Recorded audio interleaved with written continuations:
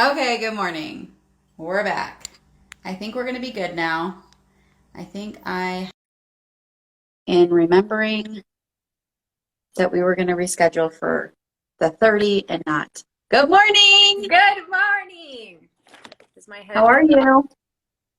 I'm great. How are you doing? You look gorgeous. I love Thank your you. bold red lip and your hair is so pretty. I was feeling very red today. I like I was it. feeling it. It's great. So, you ready? Yeah, today we're talking about my awakening story. This Yes, is we are. exciting. I've been thinking a lot about it and honestly, a lot like you, I feel like my awakening story is just like a journey of my whole life, but I've tried to kind of think of the key points. But as I've thought about my awakening, Iggy, I really feel like the cool parts to talk about are the UFOs and the galactic beings and all of the really crazy, the portals and the spaceships. And I've really had some really cool experiences. But what really matters is like literally none of that. I think so much of that has been given to me to draw people in. Those stories, they're true, and they really, there is so much outside of what we are aware of all the time, and people are fascinated by that. But when it Yeah. comes right down to it, that is just the flashy signpost that's pointing you still just to do the inner work. Yeah. So I feel like I'm going to go through my story, but really the main thing I want to talk about is what I've learned from it. I think that is amazing. I think that people don't realize that even if it's like mundane or boring or if it's exciting and like exuberant and you're just like, what that freaking happened to you? I think there's always a message in it and your story will come out the way it's meant to come out. Right.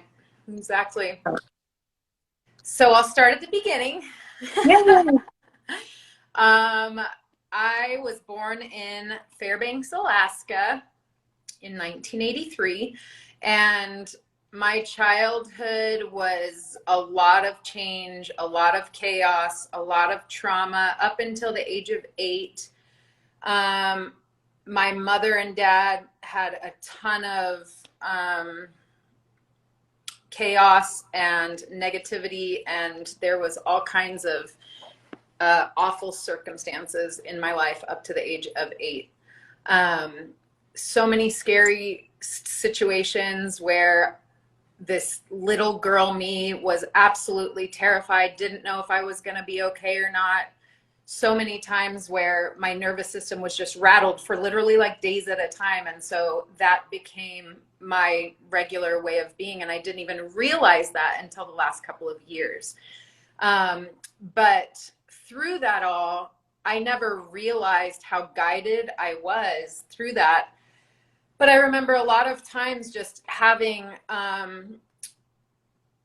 a real relationship with Jesus. First of all, I was in the Mormon church and I took that so seriously. I clung to the church and to Jesus. And so anytime things were scary or traumatic in my childhood, or even when I just wanted to escape, I developed this place in my mind. And I don't know now looking back if it was actually another realm, another dimension that I was visiting. I don't know. But I could drown out all of the sounds around me and go to this place that was full of clouds. It was just a place full of clouds, and you could ride the clouds, and Jesus was with me always in this place of clouds. And I just loved that place. And so I would go there anytime I could because my life on earth was really scary. And so I don't know if that was just a coping mechanism or if it was an actual place. I don't know. But as I was little, I would zoom out from myself. I remember doing this at 5 and 6 years old. I would lay in bed and I would zoom out, zoom out, zoom out from myself. And then it would crush me. I would feel so small and I would start crying. But I never talked to anybody about my experiences or my feelings. In my childhood, it was very much like, you're kind of on your own in a lot of ways. And so I learned to comfort myself. And then basically, I would say throughout my childhood, I just had a really strong guidance system. And the Mormon church told me that that was the Holy Ghost. And I don't care what it was called. I'm so grateful that I was able to develop a relationship with spirit, because that's what I look back. It's all the same. And it is spirit, Holy Ghost, whatever you want to call it. There was one time I lived in Somerville, South Carolina. I was 8 years old, or 7 maybe. And I was on the bus with my friend Toy Chica, and we were sitting on the bus, and I got a knowing in my heart center, in my stomach, and thoughts, just literal voices saying, like, it's going to be really bad, but you're going to be okay. And I knew that pulling up on that bus, that there was going to be a really scary scenario unfolding for me at 7 or 8 years old. And sure enough, walking from the bus stop to my house, the whole time I just had this trepidation, this dread, but also this feeling, because I was being told you'll be okay. And that ended up being one of the most traumatic, scary experiences of my entire childhood. But I was warned and guided right into it. There was always this awareness. And I found myself often viewing myself from a bird's eye view as a child. And I think that was another one of my kind of escape mechanisms, is that I would just watch myself from a bird's eye view. I went to BYU on a full tuition scholarship and got everything paid for with scholarships. I was told, if you want to go to college, you're going to have to figure out how to pay for it. And that was something that was really scary and stressful for me. But I got there and immediately started into the Relief Society presidency, which is in the Mormon church, the women's organization. And by the time I left that church at age 26, I had been in 6 Relief Society presidencies, which is so crazy. From the age I was 17 in college to 26, we moved so much. And then every single time I would get put in the leadership, and I was having spiritual experiences. I really believed in the Mormon church. I wasn't faking it. I was teaching. I was passionate about what I was teaching. I really, truly believed it. And I didn't realize that I was clinging to a set of beliefs that were my home, my only stability growing up. At age 19, barely 19, I got married. And, looking back, there were a lot of reasons other than being madly in love that I got married at age 19, but mostly it was for safety and for refuge. My ex-husband had this very successful, stable Mormon family, and pretty much all of my siblings and I we married into these very stable Mormon families because we needed stability. And so a lot of it was that. But I got pregnant right away, and my son had a birth defect. He was born with a bilateral cleft lip and palate.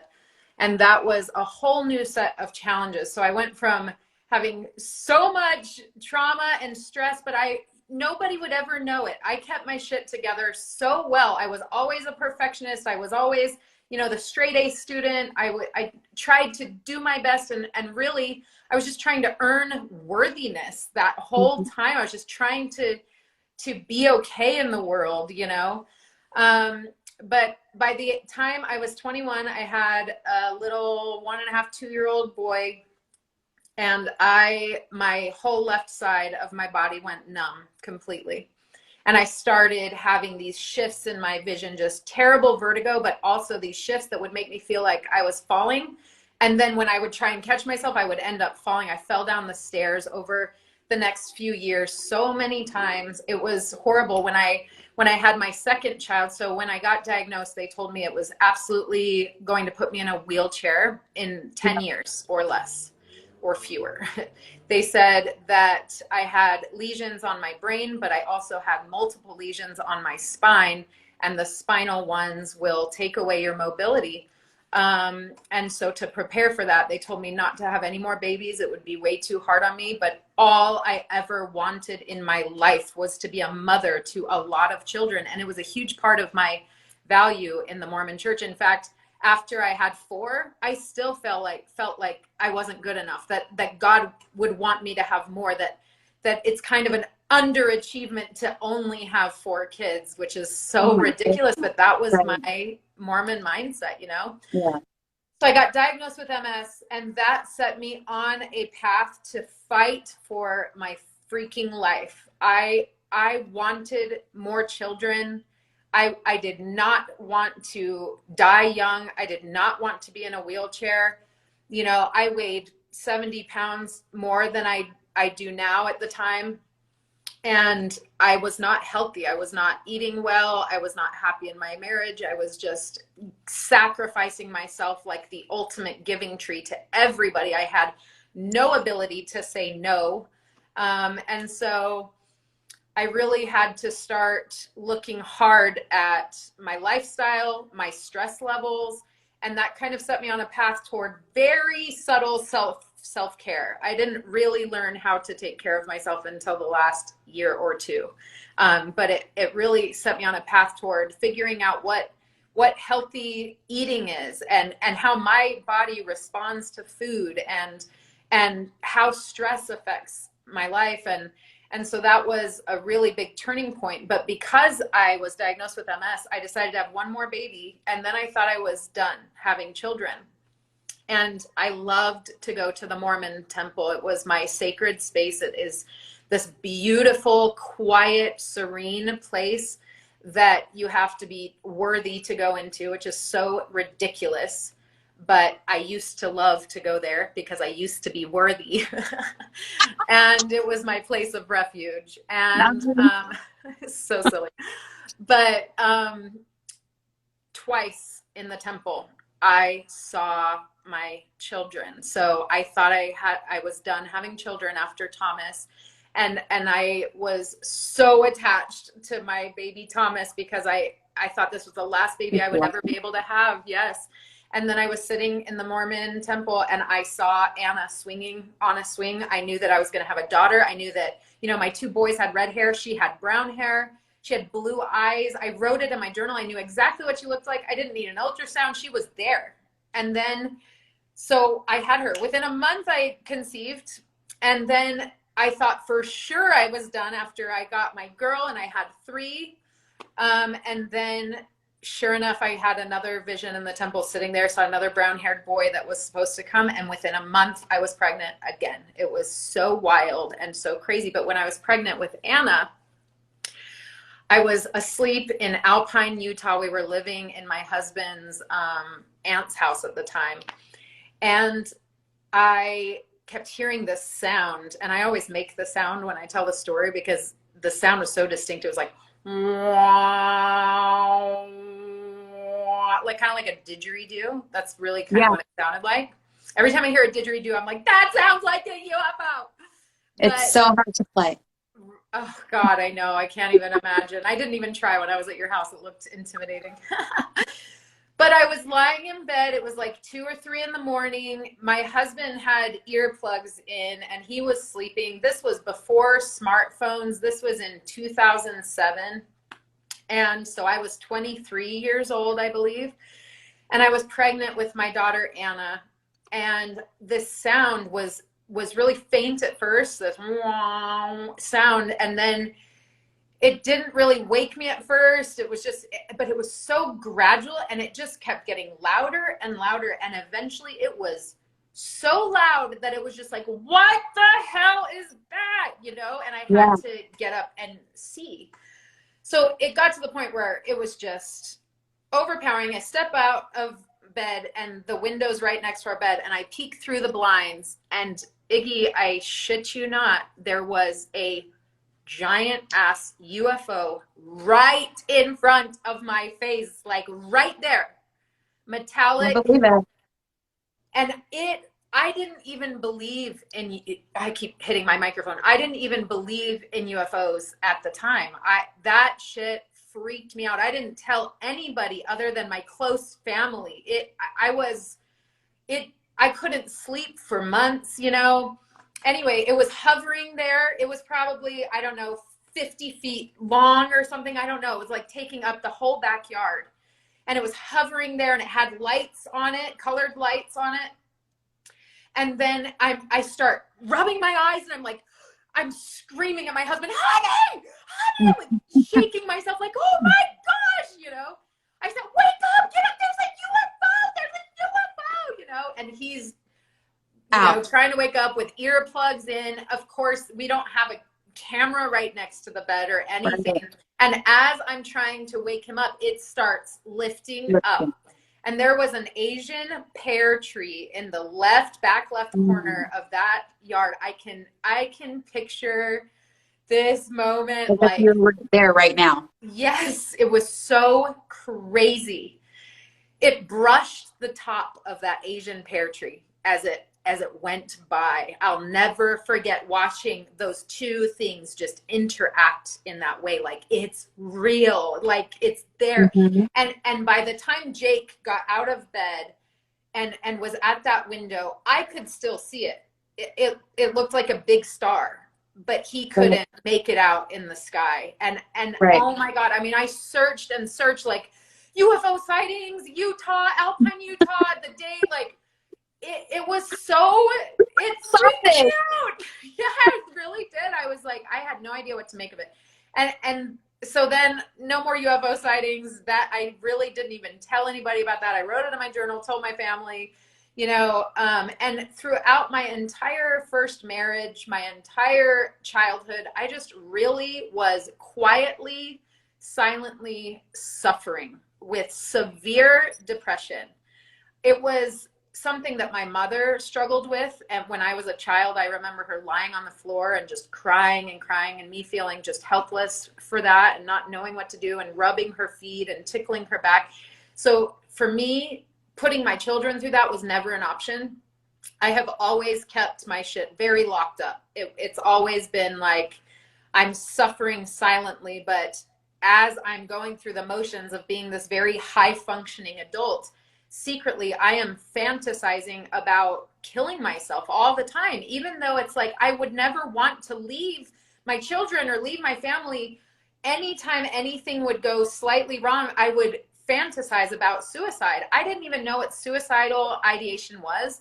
I didn't even know what depression was until I was way too old. Like, I'm sure it was brushed over in health class, but I had no idea that I had depression or anxiety. And, in ninth grade, I was sleeping with a big knife under my pillow, just trying to get up the courage to use it when everyone was sleeping. I tried to drown myself twice my freshman year in high school, and I still didn't know that I had depression. I had never spoken to anybody about it. My dad was very much against therapy. And so the very first time I even went into a therapist's office, I called my best friend to say goodbye. I was done. I couldn't live anymore. I had just barely found out that I was pregnant with my oldest child.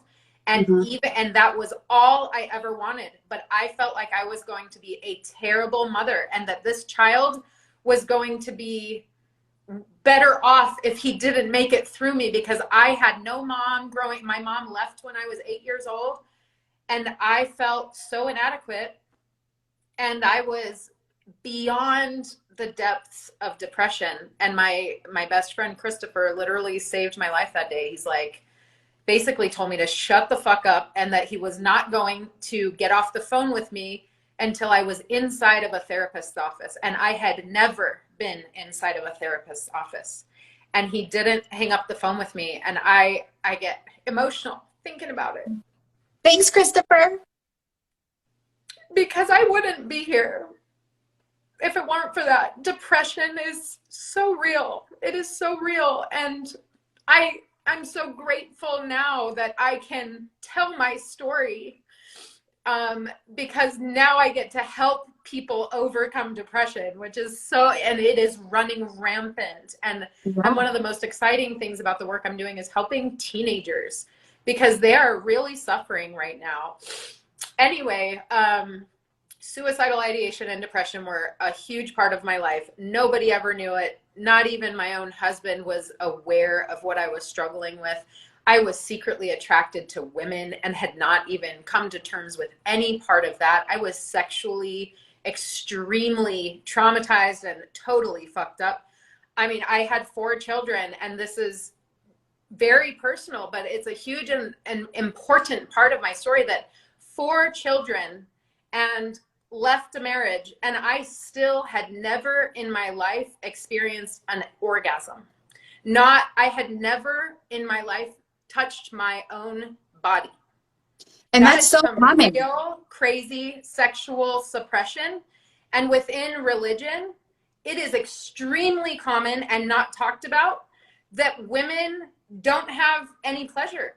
Their sex is simply to please their husband and to bring Make about children. children, multiply and replenish the earth. And so it Not for wasn't me. even something that was on my radar for most of the time. I wasn't even feeling like, woe is me. It's just that I was so shut down and so suppressed in that way that you can't blame my husband. You can't blame anything other than just where I came from, and it is what it is. Yeah. But now I feel like teaching sexual health is so important in everything that I'm teaching the people that I'm working with, you know? Absolutely. So I could go through my whole freaking life. There has been so much. I met and married AJ. When I met AJ, I still had not even thought the thought, I wonder if I'm gay. I wonder if even bisexual. It had never, I was so brainwashed and closed off that I was having these feelings in my body, and then I would have shame about feeling these feelings, but I would never make a connection like, oh, maybe I am just, my sexuality is this and it's okay. No, that felt like an evil part of me that I must extinguish, and that was brutal and extremely depressing, even just in itself. So AJ has put up with, to say the least, so much as a AJ result. was a saint. He is my hero, the best partner I could ever hope for. And I have put him through literal hell, as I have, because when I met him, I didn't realize, but I had no idea who I was. In any way, I had no idea who I was. The only thing I had intact was motherhood. And motherhood has always been the most important part of my entire life. And it is something that I have worked so hard from day one. I've read every book. Even when I was inside of Mormonism, before this awakening stuff, I was determined, because I had such an insecurity about motherhood, because I felt like I was an underdog in entering the motherhood arena, based on my own traumatic experiences. So I had that. But if someone said, tell me about yourself. My name is Toby. I'm a Mormon. I have 4 kids. I think that was my identity. I lost my identity. Well, you never had one. I never even had one. You're right. Yeah. And when I met AJ on December 10th, 2011, everything changed, but it was, he has loved me so purely and so unconditionally, and he has given me the safe space in order to heal and to find myself. I didn't know I didn't have myself found. He didn't know that I didn't know who I was. And this has been a journey that we've been on together. And we were separated for 2 years. I had to go through a whole fucked up journey of figuring out who I was and making some really shitty mistakes, and, you know, some really wonderful experiences. And just, he had to figure out how to be less codependent. I had to be less codependent, and we had to really strengthen ourselves and heal ourselves and come back together. And so after we did come back together, I had developed a meditation practice. I had a vegan skincare company. It's called Belpo, Belpeau. Just give that a little shout out for my sister, because my sister owns the company now. Belpo.com. And I was really just adopting a meditation practice to become a better mother and to become a more productive business owner, just to get more out of my time, because, you know, I was just go, go, go, go, go. And AJ and I were on a date on June 7th of 2020. So right in the middle of COVID, and having developed this meditation practice, I really had no idea that I was opening up my energies. I didn't know what the fuck a chakra was. Never heard of that. Never heard of that. Even an energy center. Like, I was so far removed from anything. I looked like a different person. I had long hair as long as yours, you know, and my life was completely different. And we go on this date, just, you know, eating burgers under a tree, because at the time all of the restaurants were closed down because of COVID.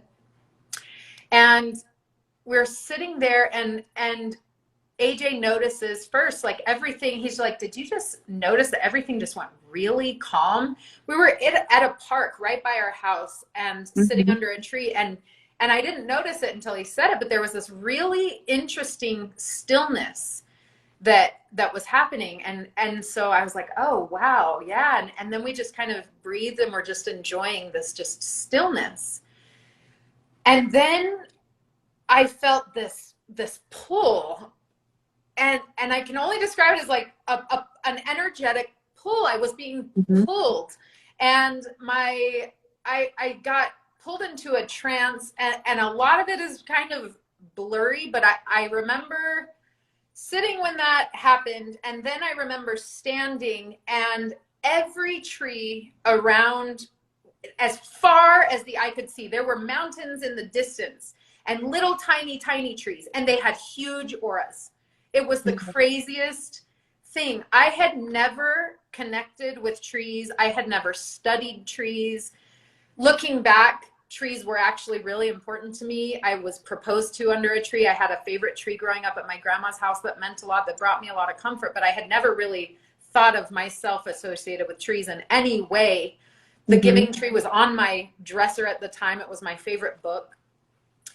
But I had no idea that trees were able to communicate with each other, communicate with us, experience like energy exchanges.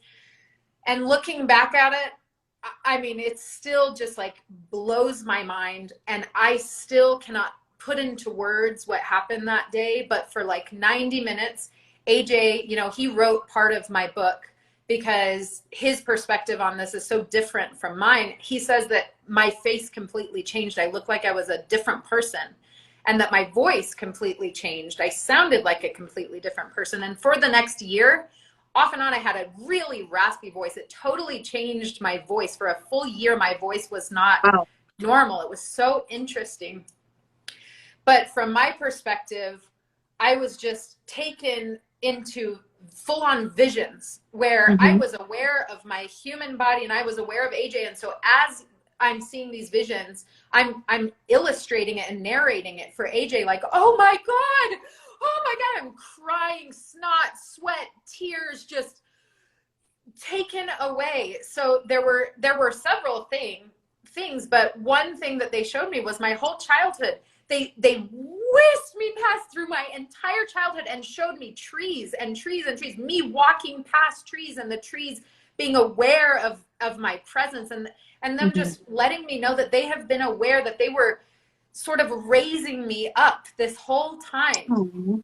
And they were speaking in entire waves of concepts. Like, it's just this knowing that I had never experienced before. Yeah. Oh my God. There were some actual words though. The first words they said were slow down and be quiet. I heard an actual echoey voice say that. And that was those words have changed my entire life.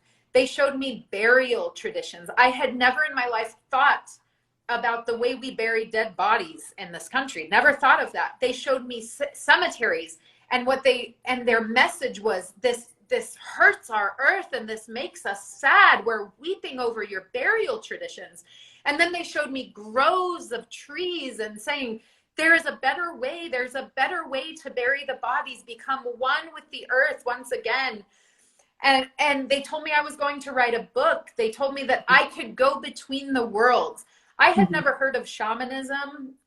Like, truly, I'm sure it was in the history books in high school or something, but this No, I don't stuff, think so. this stuff was so far outside of my knowledge that honestly, after it freaked me out so much that I shut a lot of it down because I was just Yeah. so overwhelmed with Right. what in the hell. And I had not been, I had tried psilocybin mushrooms maybe a month before this for the very first time. You know, I think a lot of people think that these things only happen when you are using psychedelics or using any kind of plant medicine or Yeah. altering your consciousness in some way. And that is one way to experience the spirit realm and to get healing. And it's a beautiful thing. But these things can happen outside of plant medicine too. Absolutely. And what it requires is meditation and opening up our energies. But they showed me also, I had never ever considered reincarnation as a concept. You know, by the time this happened, I would have considered myself a very content agnostic, just like, Hmm. I don't know. I don't need to know. And I'm living my life and doing the best that I can. And I'm teaching my children that they can't possibly know. And so we just do our best, and that is all. Yeah. But then they showed me this girl. She was much more fair skinned than me, long, flowing, light brown hair. She was wearing like a cream colored, like hippie, like almost like she was in the 60s or 70s. And I Hmm. haven't seen this girl in any vision since, so I don't know. But their message to me was, it wasn't even a message. I had a knowing that this girl was me. And she was running joyfully. And it was very clear that she was just in her purpose, you know? Yeah.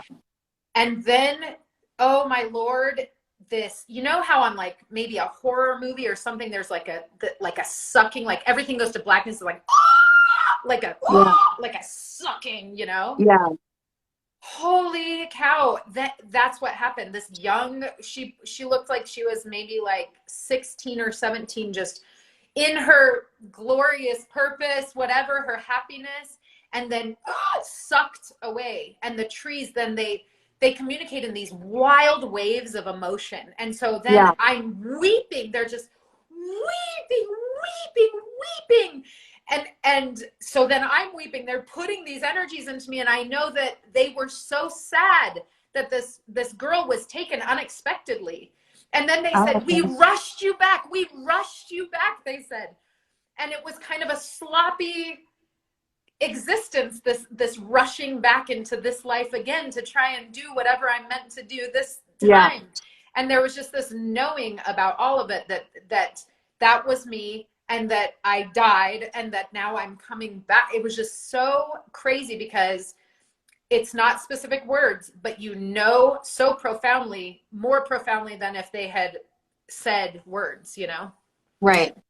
So after that, they told me that I needed to go and connect with my mother. They told me that my mother was my spiritual lineage, and my mom and I have had a relationship my whole life, but it's been a struggle for sure. I've never had major anger, but I've always had this desire to fix and to Yeah. help and to I've always just wanted my mom. I've wanted my mom. And so I had to draw some boundaries when I started having children. I let her sleep on my little twin bed at BYU. I was sneaking her into my little dorm room to sleep on my bed with her. She was homeless at the time and in and out of shelters and in and out of jail. And so there was a lot going on throughout those years. And I really wasn't, you know, in a lot of contact with her. And so out of the blue, I asked her if I could just come and see her. And a woman that I was dating at the time and I went all the way to Lubbock, Texas, drove there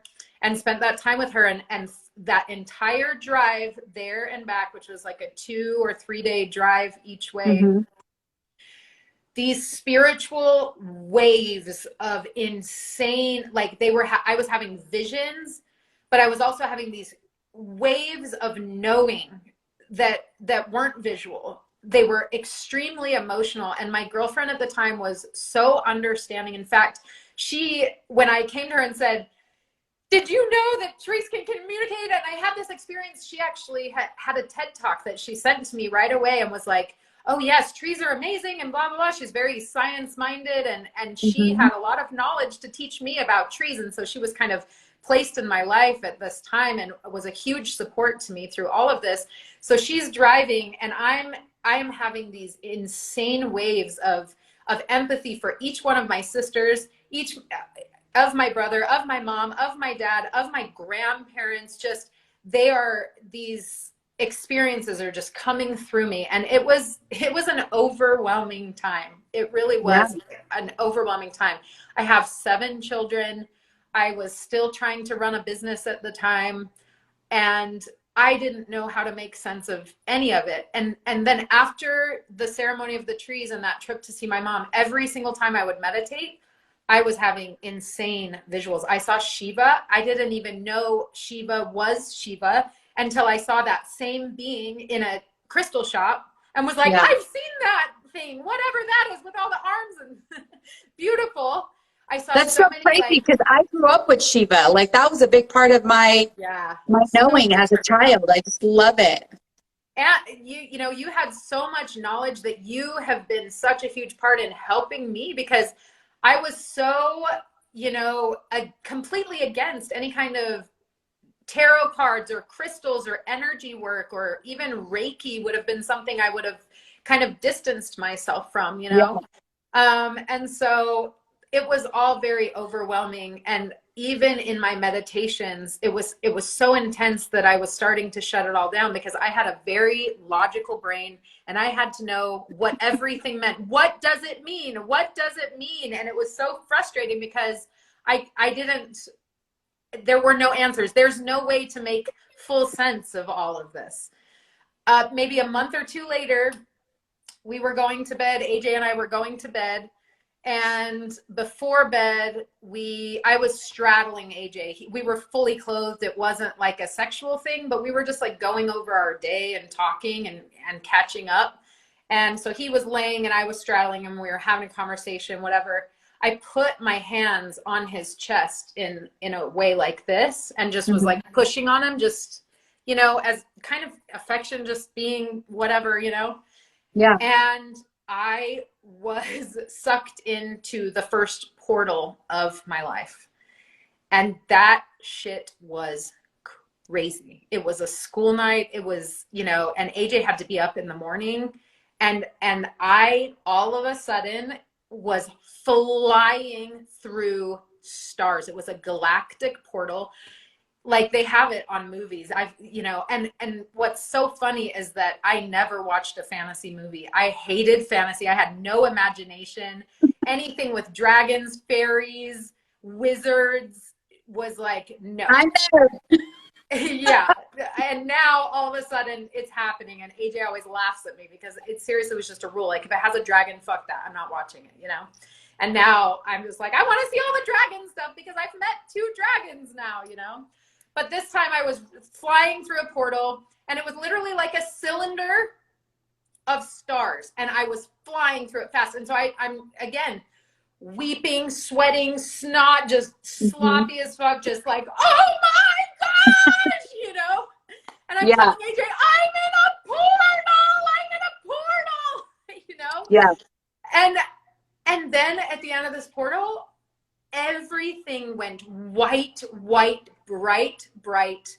And I was surrounded, not surrounded, but I could see in front of me hosts and hosts and hosts, endless, endless beings that Yes. looked like the shape of an evergreen tree, just like this, like perfectly, I don't know, or like a candle, the flame of a candle or something. Yes. And Yes. they were all white, and there were countless, countless, countless of them. They're just more than you could ever imagine. And it was like I knew them and they knew me, and they were overjoyed to see me there, and I was overjoyed to see them. Yeah. And I was just communing with these what angelic beings. It was the first time I experienced what I think is nirvana. You know, I don't know. This is all very new to me still. Yeah. But it was crazy. It was so beautiful. And I was very aware still at the time that AJ needed to go to bed, that he had to be up at 5 or whatever in the morning, that it was a school night. And so I kept apologizing to AJ. I'm sorry. I don't want to leave. I don't want to leave. But I had no concept of time, where my consciousness was in this other place. And I mean, it was the most profoundly beautiful experience that I could ever describe. And then I tell them, they didn't want me to leave, and I knew I had to go. They knew I was going to leave, but it was this deep, deep just love and affection and joy that was so difficult to walk away from. Yeah. But I came back all the way back into my body, and I was covered, drenched in sweat and tears. And I said, honey, I'm so sorry. It was so hard to leave. I didn't want to leave. I thought it had been 2, 3, 4 hours for sure. And he pointed at the clock. He said, honey, you've been gone for 9 minutes. And I was like, I just started weeping again. I was like, that was my first experience where I was like, oh my God, time and space is earth specific. And that was my very first experience with that. A little while later, we went to Cabo with some friends.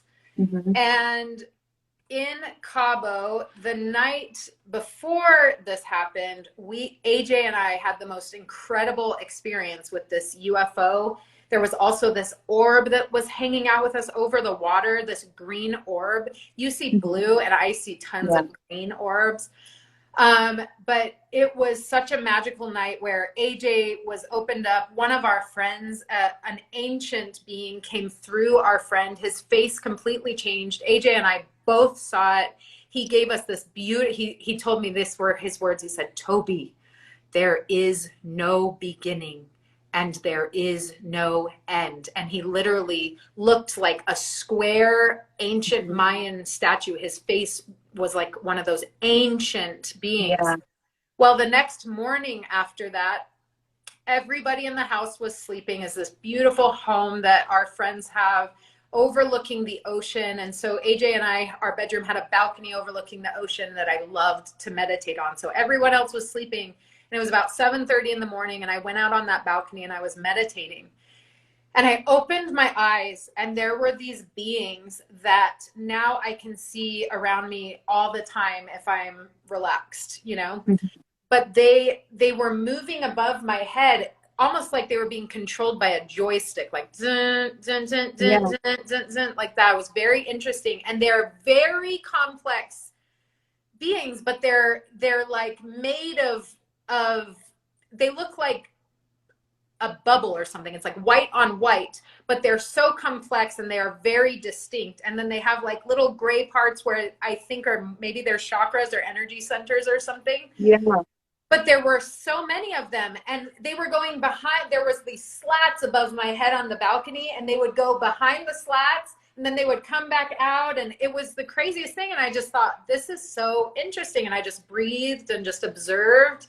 And I didn't feel any kind of energy from them other than just, wow, I wonder what they are. Well, I went back into our room where AJ was sleeping, and I laid back down because I was getting kind of warm, and I started to meditate lying next to AJ. And I felt this overwhelming presence that was with me.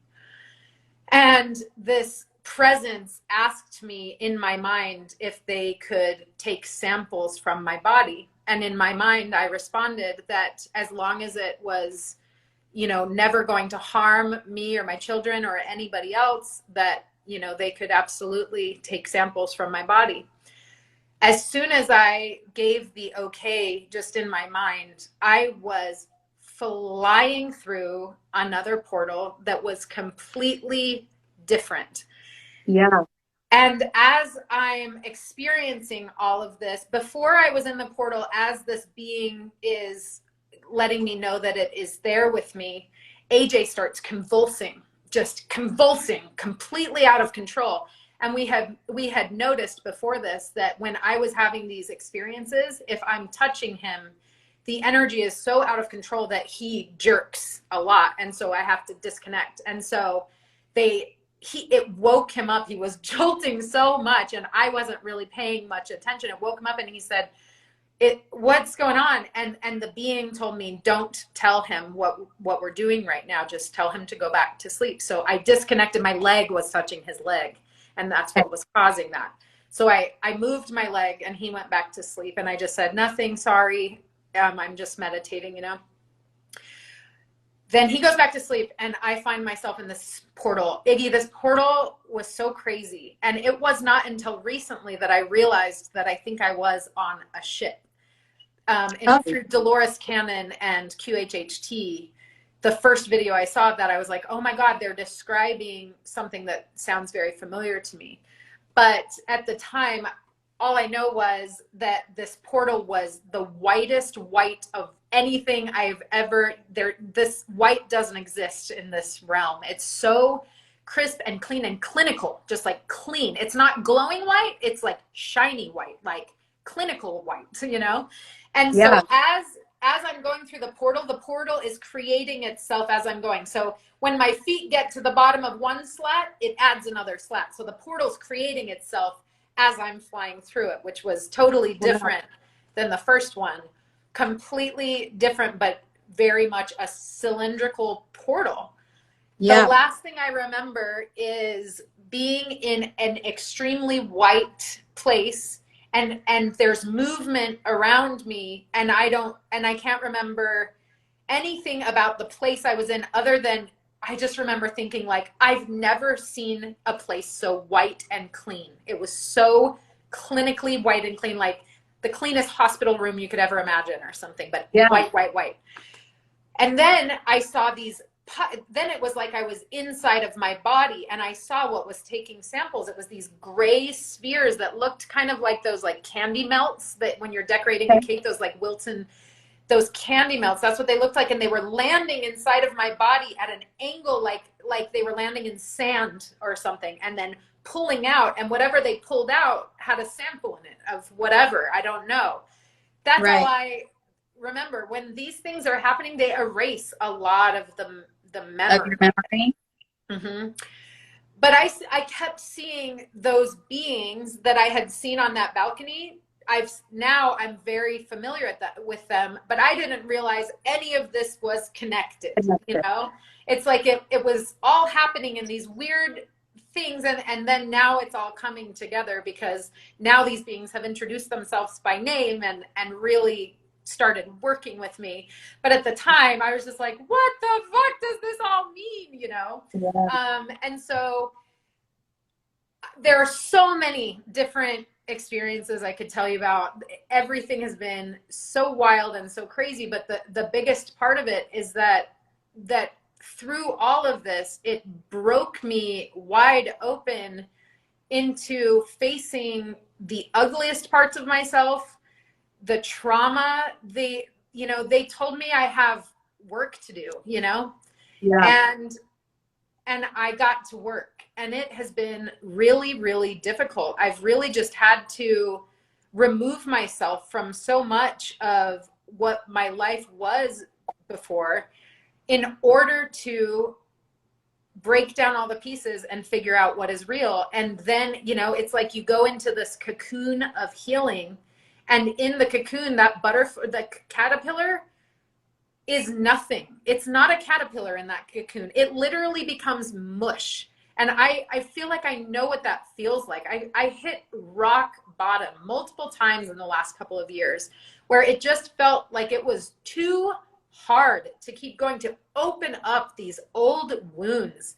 It has been extremely painful, but it's also been so exciting. And I feel like these guides have made it so bearable, so worth it. So, you know, like as I'm writhing in pain, facing all of my trauma, I have these guides around me saying, you know, it's okay, and you're going to be okay, and there's a purpose to this. And ayahuasca was a huge part of that.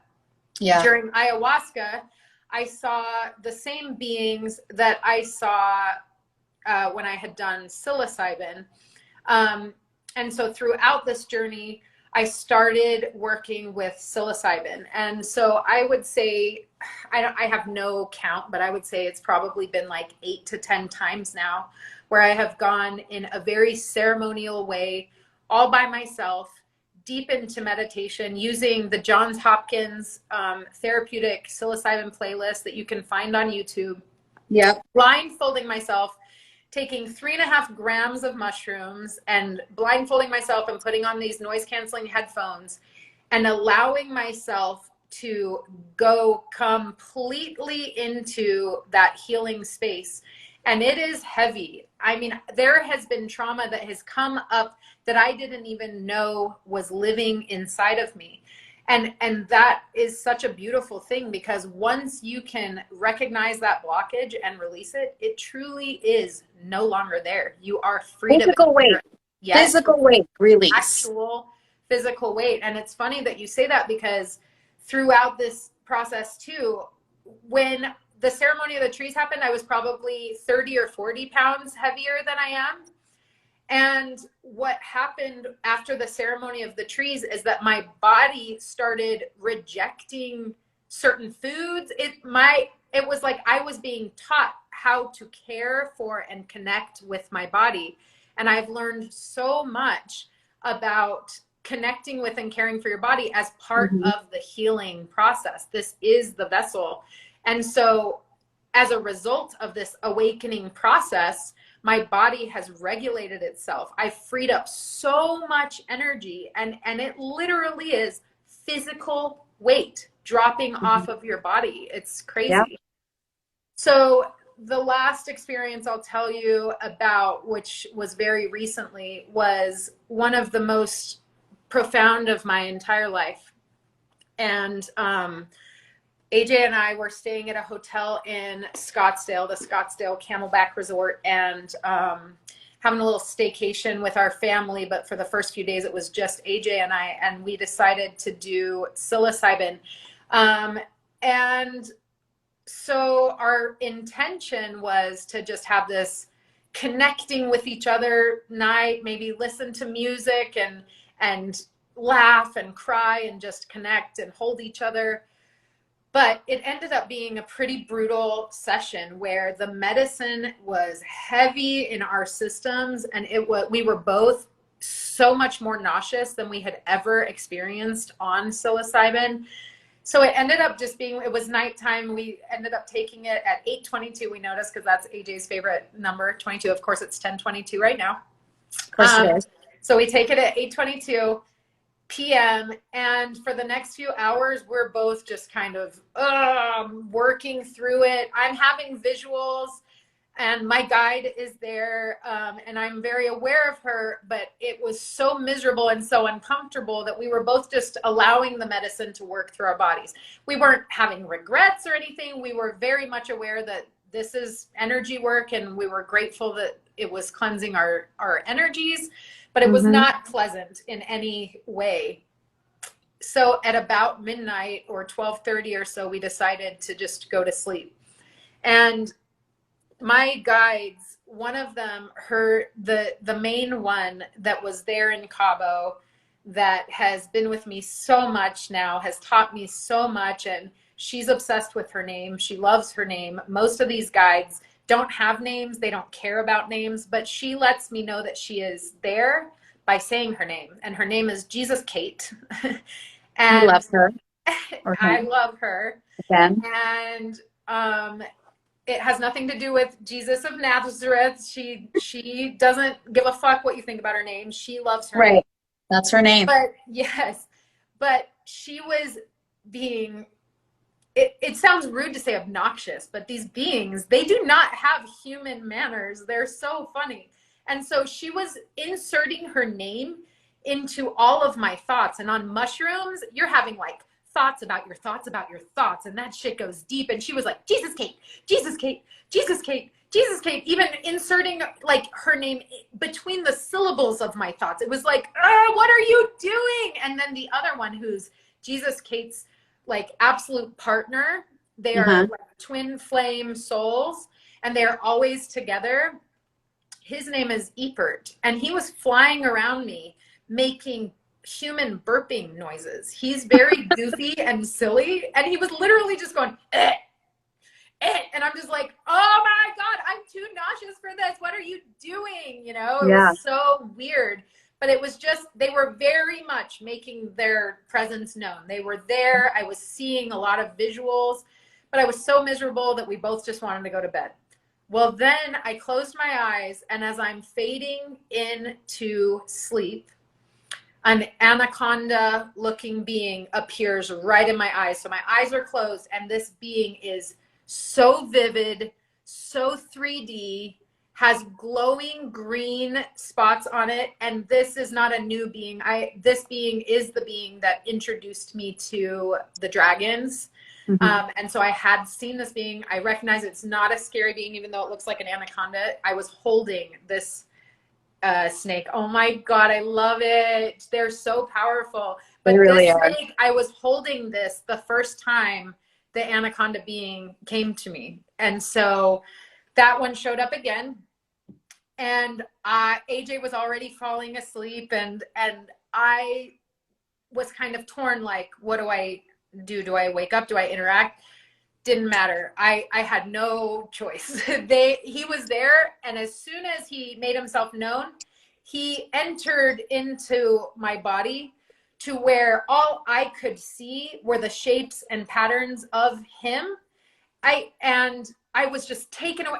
It's so impossible to describe, Iggy, but when I they bet. put their energy into me, it overtakes my entire body. The energies are so much more powerful than the human body is designed to handle. And so Yeah. I'm just like, oh my God, just freaking out, but it's good. And what it does is kind of freaks AJ out to the point where he's like, are you okay? So I always have to tell him, like, I'm No. okay. It's good. It's all good things, but it's so insane. It's so overwhelming.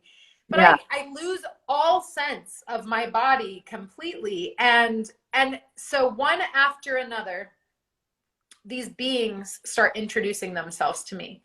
And they each are, I mean, they are in the room. They have Mm-hmm.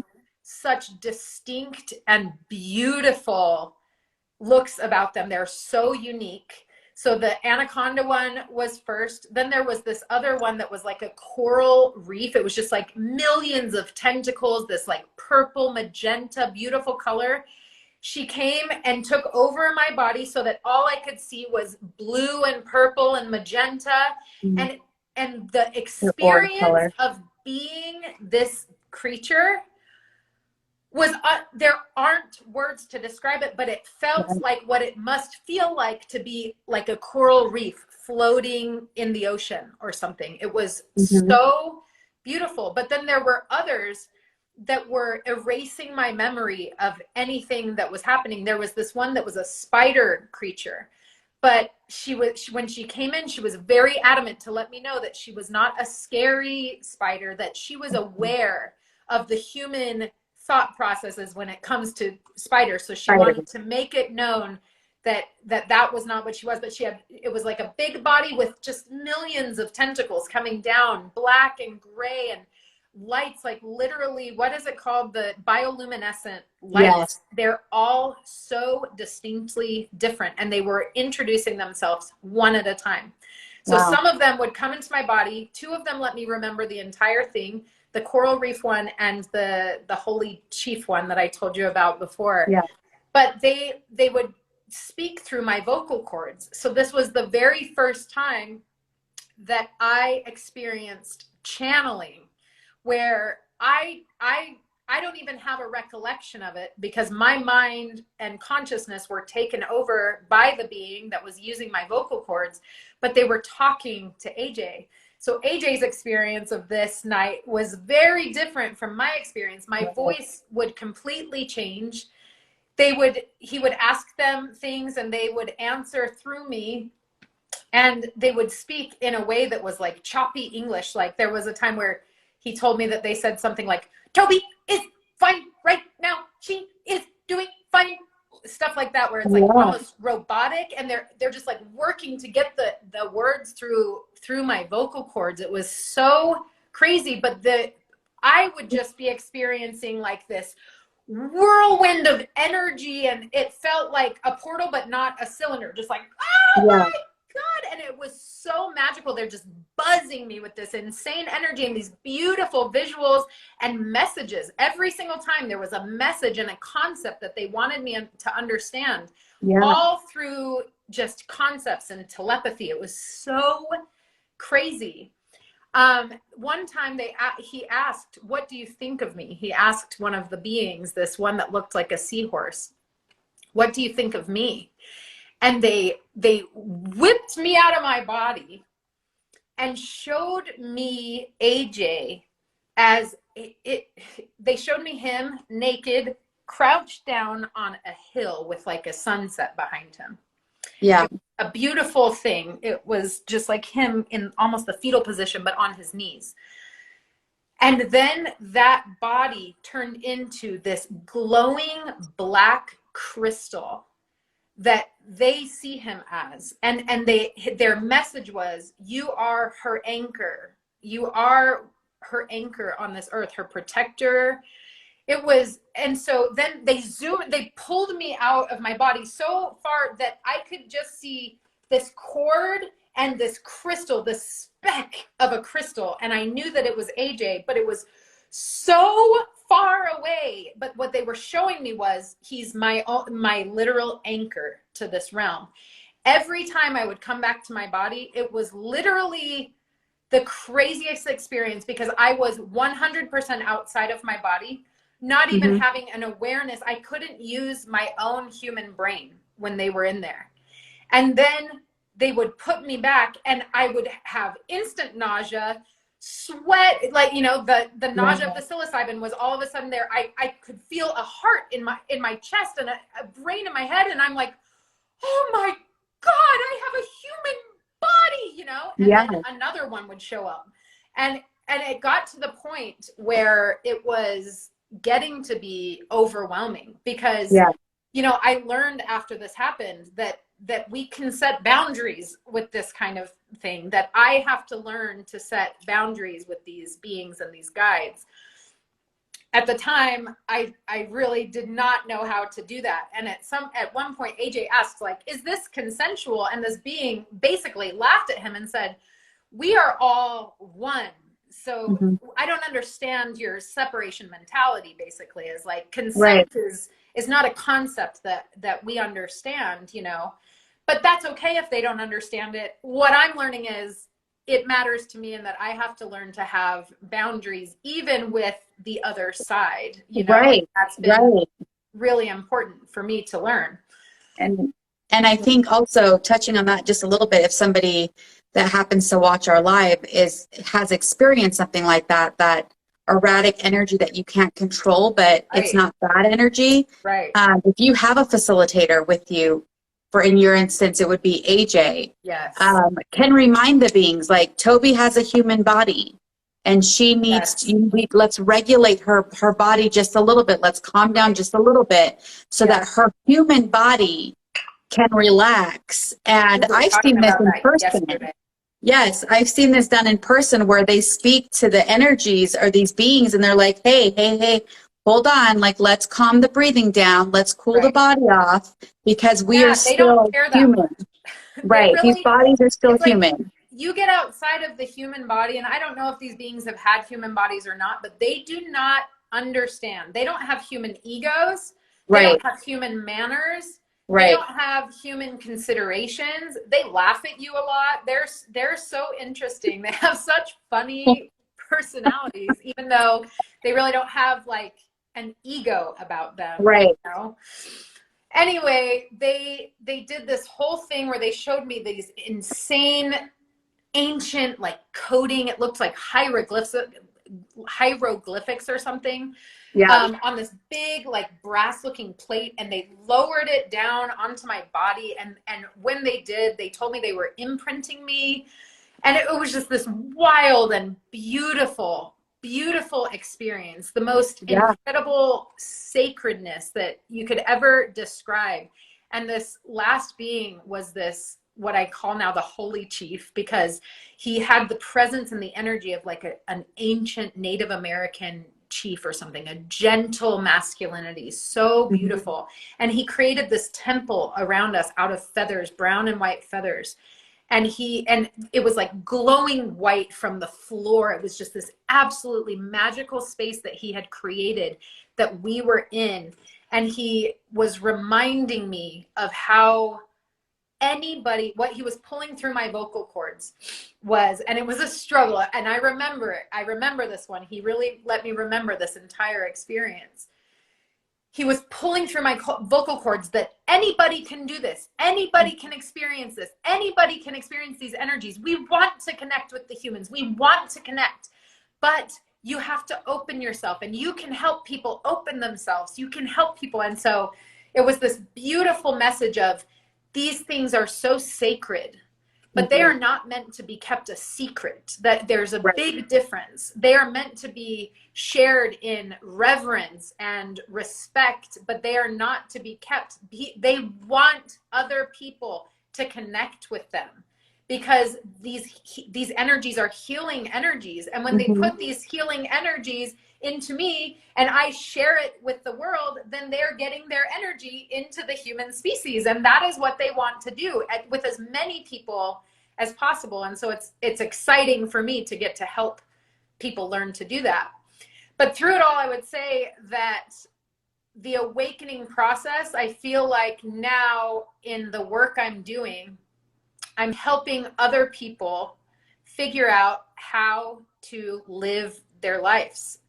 I feel like I figured out how to actually live, to really be here in my life, experiencing it with joy, no matter what is going on around me. That doesn't mean I'm not having sad moments, but it means that I have an awareness around the sad moments to where it's not taking me down. I'm not attaching myself to it, and I'm not resisting it either. I'm flowing with it. And what it comes down to that I teach my clients is really three things, three basic things that are the key to awakening, the key to fixing your life, the key to happiness, whatever you want to say. It's just what it takes to heal. The first one is to remove all energetic blockages. The yogis, anciently, they call them samskaras. But basically, it's anything that catches your energy.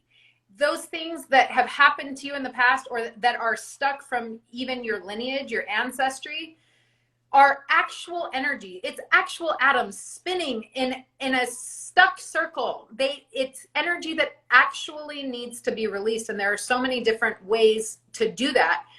So removing the blockages is a huge part of it, and it is a painful part of it. And there are a lot of ways to do it. One of the most profoundly potent ways is plant medicine. The second thing is learning to quiet the mind.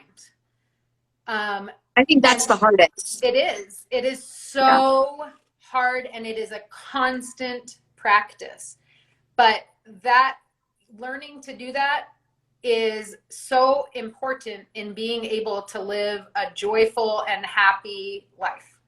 Remove the blockages, quiet the mind, and the last thing that I teach people to do is radically love yourself.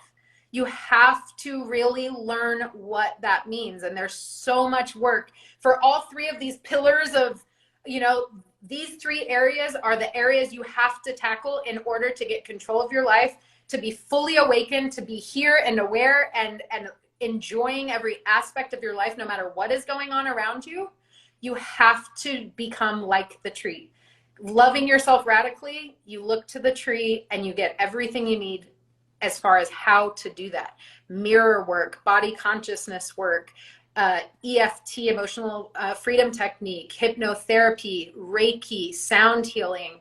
So many things that get these three things in line in our lives. And throughout the next few episodes or in the future, we'll be able to go through how we have figured out how to kind of crack the code on all three of these things, so that we're living happier, healthier lives.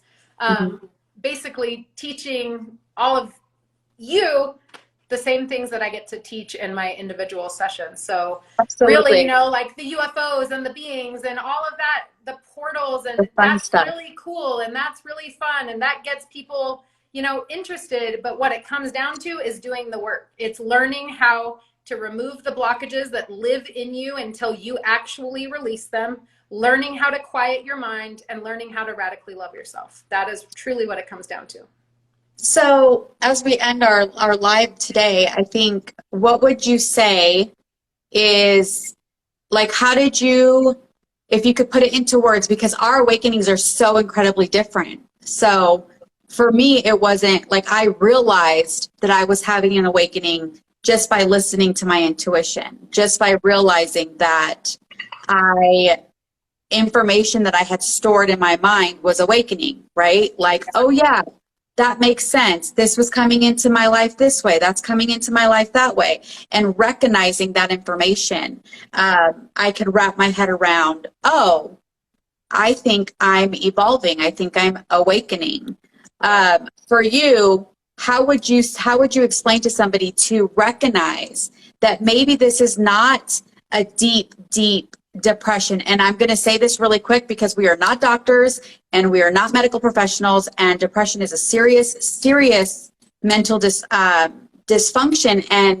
And if you're feeling that way, you need to go speak to your doctors 100%. But for somebody that's in this like journey where they're like, I just feel so lost, I feel like I can't move forward, how would you explain to them, like, to recognize that maybe this is the beginning of your awakening, if that is what it is, not completely separate from mental illness? I want to make that very, very clear. But for like somewhere like me and you who have had bouts with depression, but have moved through it, and then like the aha moment for you, how would you explain it? I think that anybody watching this podcast right now is on a path toward awakening. Like, this is your Absolutely. sign that Mm-hmm. your struggle is trying to wake you up. This is your sign, Yeah. For me, even when I had those visions, the ceremony of the trees is what I call it, when the trees woke me up, and I still did not recognize that as an awakening. I didn't know what an awakening was. I was so blind to any of this, and I still feel like such a baby, like, what the fuck is happening to me? That's how I feel all the time still, but I'm learning to just flow with it and work with it. I would Mm-hmm. say reading a few key books really helped start opening my eyes. The book that changed my life so profoundly is called A New Earth by Eckhart Tolle. And another Yep. one by Louise Hay is You Can Heal Your Life. Those two books made such a profound difference for me. There are so many other books. Another one called Untethered Soul, The Untethered Yep. Soul by That's a Michael good A. book. Singer. The Four I Agreements think by Don Miguel Ruiz. If you are struggling and feeling lost and like you don't really belong in the world anymore, or you're not relating, or you're feeling lonely, or you're feeling stuck, try one of those books, and I think or reach also out for and me, let us yeah, help you. for me, the two books I think that have made the biggest difference for me in this journey, and I read the first book a year ago, I want to say, if not more, and I've read it multiple times, is Conversations with God, which sounds very religious. But when you actually get into the meat of the book, you kind of realize where God really lives. You Wow. know, Yeah. who God really is for you in your life. I was very put off by the title, Conversations with God, because I'm like, I don't want to talk to Jesus. Like, that's not my jam. I want to talk to me. I am me. But that book did change my perspective a little bit. And then recently it would be, and I can't give you the authors because my brain doesn't work that way. But the recent book is It Didn't Start With You. And that book, I think, when, especially for women, and I'm not going to speak for men because I'm not a man, but I think when we do start this awakening process and trauma starts coming up, we start holding that really close to ourselves and realizing that some things that we deal with in our lives are not our energy. It Didn't Start With You literally changed the way that I looked at my lineage as a mother, as a woman, as a daughter, as a sister. And my mom's reading it. I'm forcing my mom to read it. And if I could force my sisters to read it, I would force them to read it as well, because it takes the blame out of the way that you feel. Yeah. And it looks for the source. And I can say I read the first 2 to 4 chapters and physically felt 100% better. Wow.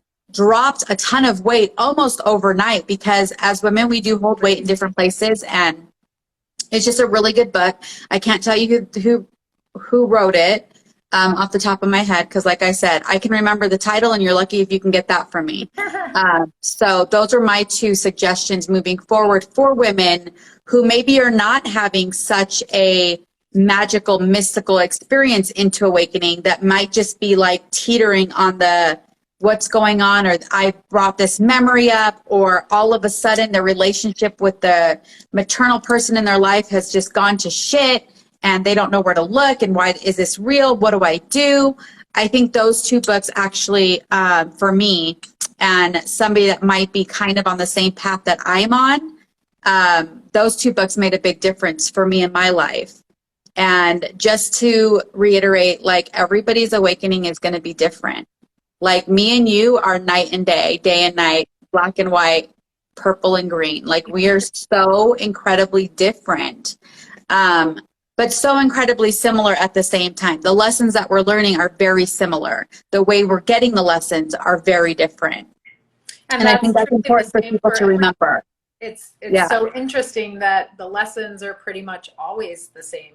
Really, all we're all seeking is inner peace and happiness in our lives, you know, fulfillment. Yeah. And so when it comes right down to it, we all want the same things, and there's a million ways to get there. And it's so fun to get to be now helping people get there, figuring that out for themselves. Sharing the information that we are being delivered in 2 very different ways, but still same message. So I think maybe next time we chat a little bit more in depth about meditation, what meditation looks like for us. Oh, that would be great. I think that's a beautiful next step, now that we've shared our awakening journeys that we are both still very much on. We are not awoken people, we are awakening. And I think if we share our actual meditation experiences, the good, the bad, the real, and the ugly about it, I think it will help people understand that meditation can be so much more than just what we think it is, which social media tells us it is. And we will start with that, I think, next week, and maybe progress into the modalities that we incorporated into our daily lives to promote this awakening process.